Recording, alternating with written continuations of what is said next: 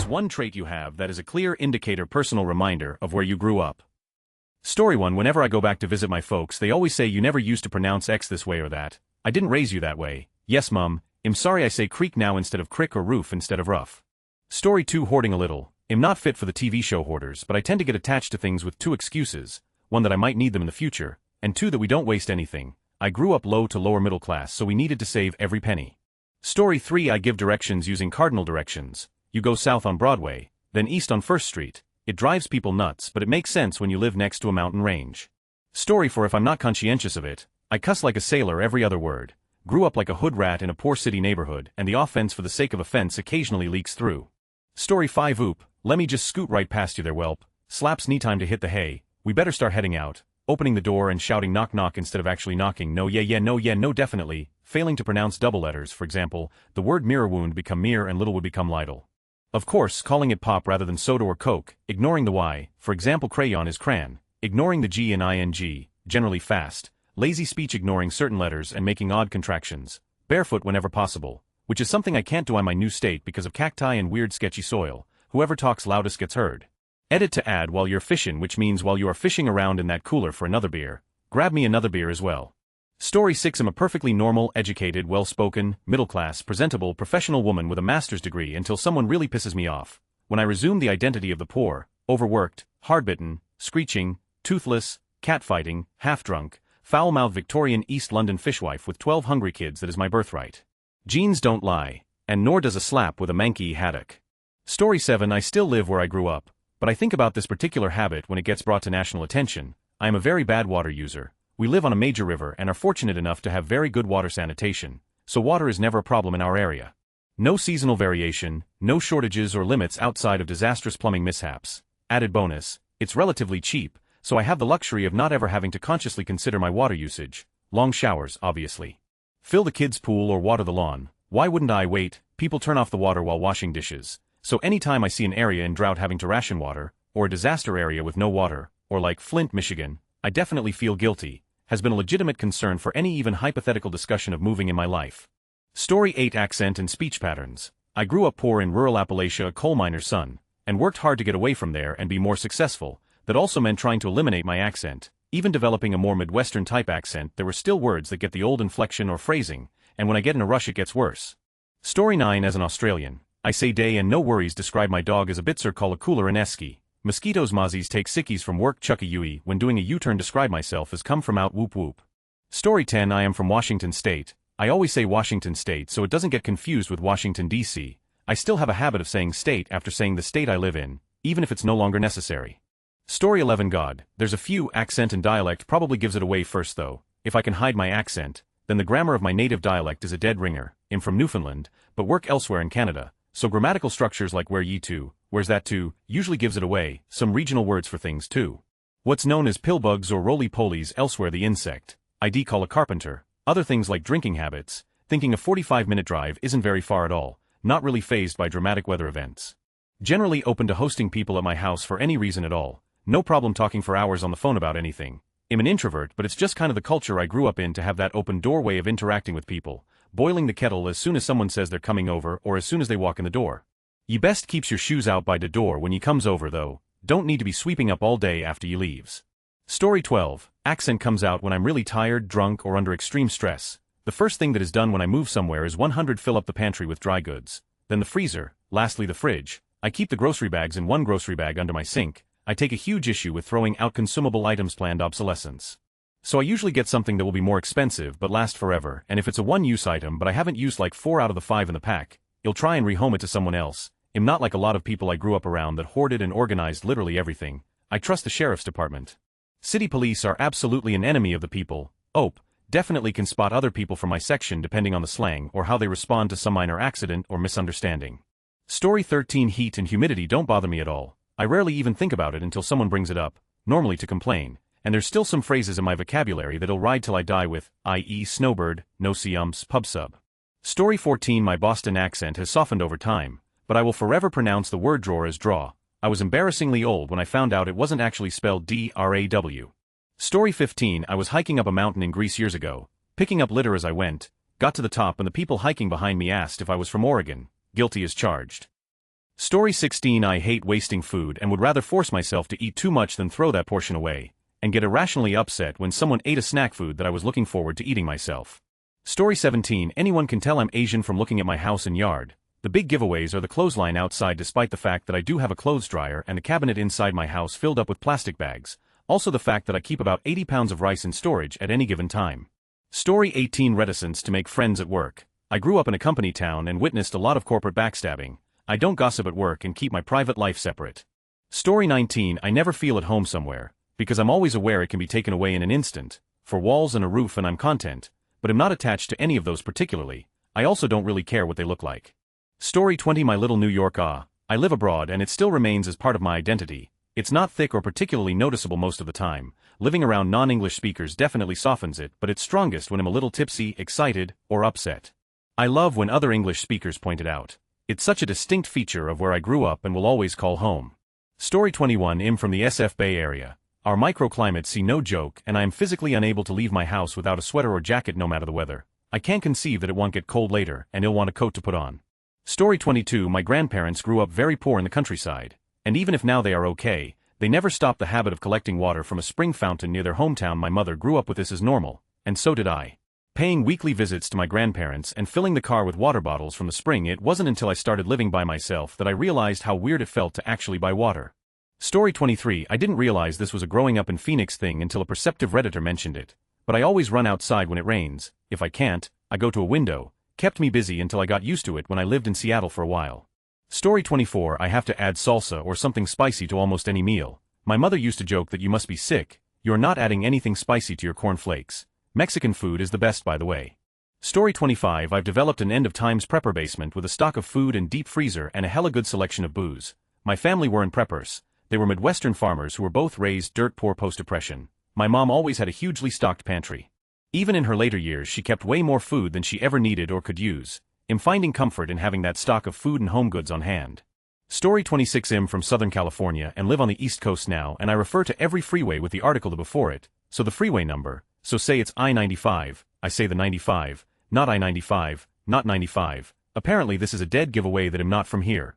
Story 27. Attachments to things that literally don't matter, like, I'll cry over a tree that fell down or am devastated if a shirt gets a stain, etc. Tangible items showed stability, and I knew exactly what to expect from them when I was younger because I grew up in an emotionally charged and volatile environment. All I had were my things.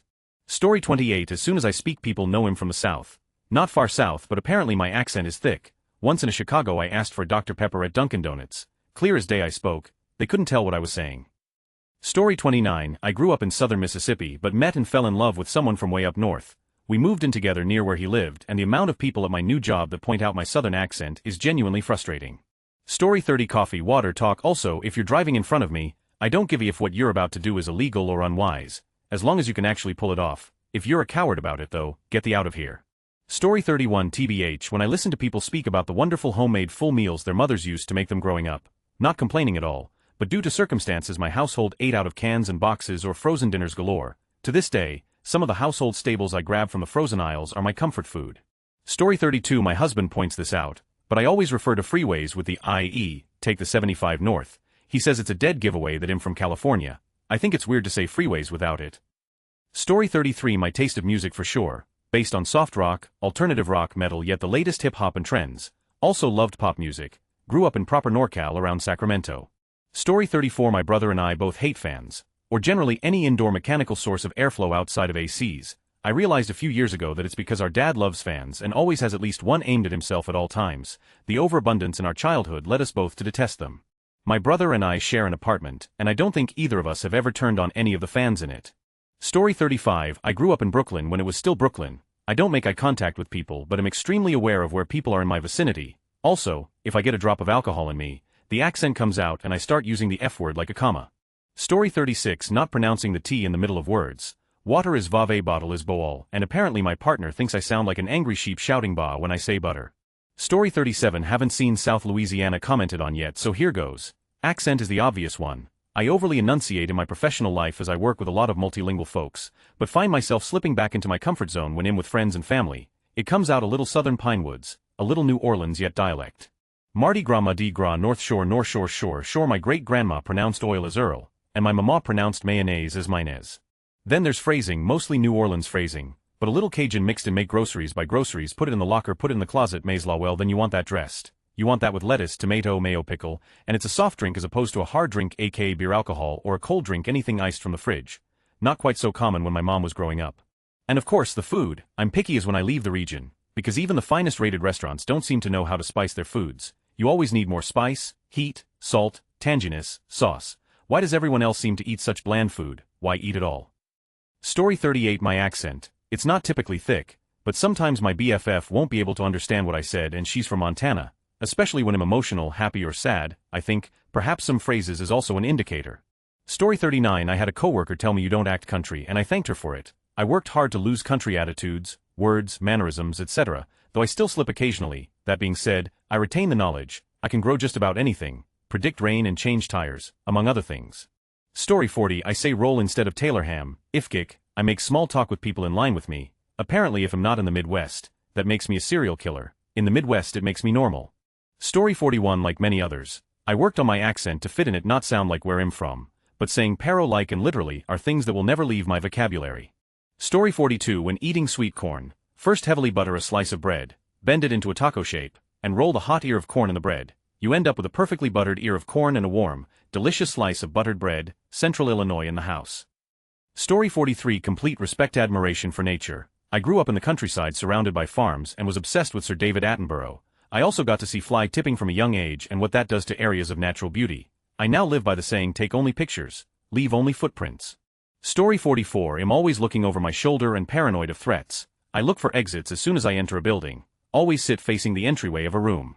Story 45. Having anxiety of being in line first to get something before it runs out, or having to finish your plate in case there isn't enough later. Poverty is a. Story 46. My New York, New England accent. Haven't been back for over 40 years and every now and then it comes out. Lived all over country, Texas, California, Illinois, Colorado, and haven't completely lost it. Story 47. I walk fast. Avoid crackheads, dangerously mentally ill people like the plague, and am used to a lot of constant background noise. I also can't comprehend the rest of my country not having a good transit system. Guess where I'm from. Story 48. Scrapbooks, photo albums and journals from my youth as well as my dead journal blog. When I look back I'm like, wow, this guy's annoying. Oops, I read thing instead of trait, my bad. Story 49. Referring to freeways or highways. Depending on where you are in CA is common to say the 101 or the 205. In CO it is I-25 or I-70. I frequently get called out for saying the 25. Story 50. Grew up in hospital, so I guess my complete lack of fear of procedures. Wanna have a student who's never placed in 4 take my bloods. Sounds great. Nursing friend wanna practice placing a feeding tube. Cool. If I've slept through it, I don't mind doing it awake. LMAO. This does not include anesthetic. Haha. On the flip side, my extreme anxiety meeting a new specialist or being taken by ambulance I think also is a result of said environment. Story 51. My very Cajun joke level Cajun surname. I don't look Cajun, sound Cajun, or act particularly Cajun, but no one who has even a passing knowledge of Louisiana will fail to recognize what I am and where I'm from. Story 52. The specific way I say the word mayonnaise comes from a unique New Orleans yet accent. I say mayonnaise whenever I am not thinking about my speech patterns. My accent is otherwise completely indistinguishable. I've had people say I'm from all other places around the country rather than where I'm actually from. Story 53. Must eat rice and beans every once in a while, otherwise I'll feel I haven't eaten properly in ages. Barbecuing is not necessarily an outdoors thing. I will eat a sandwich for lunch very begrudgingly. Story 54. In my household, constantly apologizing for things. Could be so simple and benign, but we always go full force on apologies. As an immigrant family we're always apologizing, but that's just how it is for us usually. Story 55. The way I get reactive when someone raises their voice or criticizes me. It's like a switch instantly flips and I'm ready to fight. I still struggle with this, but I've gotten a lot better than I used to be. Story 56. I grew up in a big city and now live in a suburban neighborhood. I get nervous whenever I go to the gym and open a locker and find someone's wallet, keys and wedding ring sitting right there. It feels like a joke when the next 5 that I open are the same way. Story 57. This habit of over-explaining things. Growing up, everyone was always really detail-oriented, so I ended up doing the same thing. You'll go on and on about something, thinking it's helpful, but it probably sounds like way too much info, just picking up little things from your surroundings without even realizing it. Story 58. I use southern US slang without a southern accent. Always have water, sunscreen, towels, and emergency sandals in the car. If it's below 80°F we wear hoodies. For part of the year, it rains almost every day by 4, and most of the time, there's sun showers. Also, my family has a yearly pilgrimage to go see cold manatees at a power plant.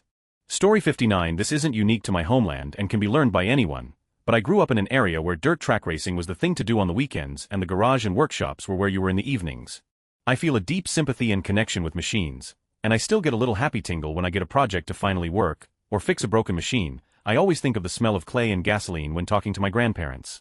Story 60. My husband and I moved back several years ago to the town where we both finished high school in 1987. Mom moved nearby a few years later, to be closer to me and my brother. The town county have exploded in population and development in the years since we all lived here. I used to roll my eyes when my grandparents gave navigational directions based on where something used to be. Now I get it. Right after we moved back, husband called on his way home from work to ask if we needed anything at home. Yeah, could you stop by the dollar store and grab whatever? Where's that? The old Western Auto. Or just a couple of weeks ago, Mom wanted to donate some professional clothes to a new effort to help people get back into the workforce. I told her that the closet was at the YMCA. Where's that? The old person's name elementary school campus. I can't remember where that was. Kitty corner across from Winn-Dixie, which closed around 1991. Oh yeah, so yeah, to get to my mom's house, you need to turn there where the windmill used to be at the top of the hill.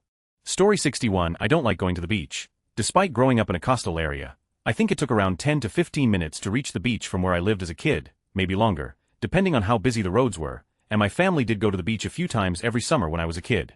But once I enter high school, I started liking the beach less and less. I just don't like that tacky feeling the salty air leaves on my skin, and the sand that gets stuck all over your feet. I think it's kind of ironic that I was born and raised in a coastal area, to have enjoyed trips to the beach as a kid, only to then become someone who does not enjoy going to the beach as an adult.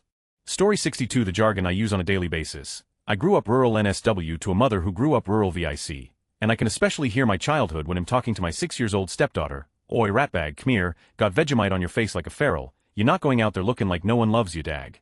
Story 63. My constant stupidity to believe that working hard and meeting all assigned goals is what will get me ahead at work. It's a blue-collar mentality that doesn't take into account the vast social hierarchy of the office and the absolutely asinine politics that are always in play. I wish I had been taught those subtleties instead.